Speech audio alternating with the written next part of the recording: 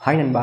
இன்னைக்கு ஒரு புது கன்டென்ட்டோட வந்திருக்கேன். அது என்ன அப்படின்னா, எலக்ட்ரிஷியன் பத்தி ஒரு சின்ன கன்டென்ட்டு. அது லைட்ட பத்தி தான் இருக்கும். சரி வாங்க வீடியோக்குள்ள போலாமா? நீங்க ஒரு லைட் எரியலனா என்ன செய்வீங்க? எல்லாரும் லைட்ட ஃபியூஸ் போச்சு அப்படின்னு சொல்லிட்டு லைட்ட வந்து நம்ம தூக்கி போட்டுருவோம். ஆனா, ஒரு லைட் ஃபியூஸ் போச்சுன்னா, அதுக்கு நிறைய காரணம் இருக்கு. நான் ஒன் பை ஒன்னா சொல்றேன் கேட்டுக்கங்க. ஃபர்ஸ்ட் வந்து லைட் ஃபியூஸ் போகும். ஏன்னா, ஹை வோல்டேஜால லைட் ஃபியூஸ் போக வாய்ப்பு இருக்குது.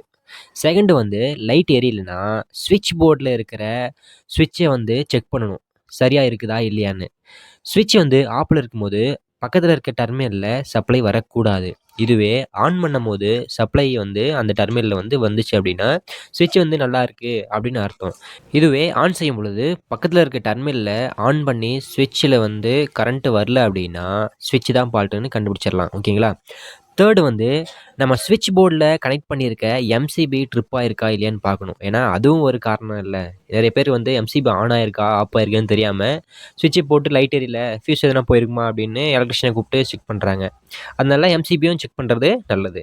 ஃபோர்த்து வந்து லைட் எரியணும் அப்படின்னா ஃபேஸ் அண்ட் நியூட்ரல் வந்து கன்ஃபார்மாக தேவை.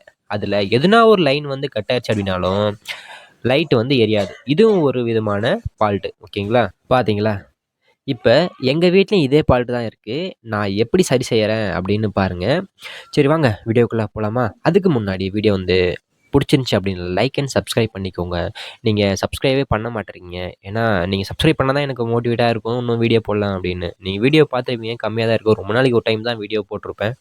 நீங்க சப்ஸ்கிரைப் பண்ணா தானே சப்ஸ்கிரைப் ஏறுது, லைக் பண்றாங்க அப்படின்னு இன்னும் நல்லா வீடியோ போடலாம் அப்படின்னு தோணும். சப்ஸ்கிரைப் பண்ணிருங்க.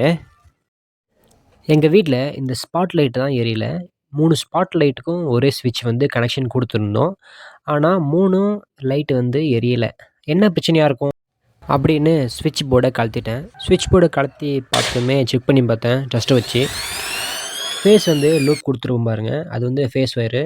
இந்தாட்ட டெர்மினல் வந்து ஒவ்வொரு பாயிண்ட் வர கனெக்ட் பண்ணியிருப்பேன். ஓகேங்களா? இதுதான் வந்து ஸ்விட்ச் ஆன் பண்ணும்போது இந்த பாயிண்ட் வரைக்கு சப்ளை போயி லைட் வந்து எரிய ஆரம்பிக்கும். சரி நம்மளுடைய ஸ்பாட் லைட்டோட ஸ்விட்ச வந்து செக் பண்ணி பார்த்தேன். ஓகே சப்ளை வருது. இந்த பக்கம் வச்சா சப்ளை வரல. அப்புறம் பார்த்தா தான் தெரியுது இந்த ஸ்விட்ச் வந்து போயிருச்சு அப்படின்னு. சரி இந்த ஸ்விட்சை வந்து மாத்திரலாம் அப்படின்னு ஸ்விட்சை வந்து மாத்திட்டு ஆன் பண்ணி பார்த்தா எரியுது. அப்புட்ன்னா ஸ்விட்ச் தான் ஃபால்ட்டு.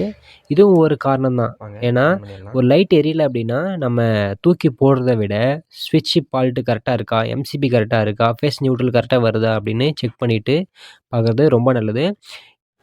ஸ்விட்ச் போர்டு வந்து பவர்ல இருக்கும் பொழுது எப்பவுமே கழத்தாதீங்க. நான் ஏன் கழத்துறேன் அப்படின்னா, உங்களுக்கு காட்டணும் அப்படின்றதுக்கோசரம் தான் இந்த ஸ்விட்ச் போர்ட வந்து கழத்துனே தவிர, மத்தபடி ஒரு எண்ணம் இல்ல. ஓகேங்களா?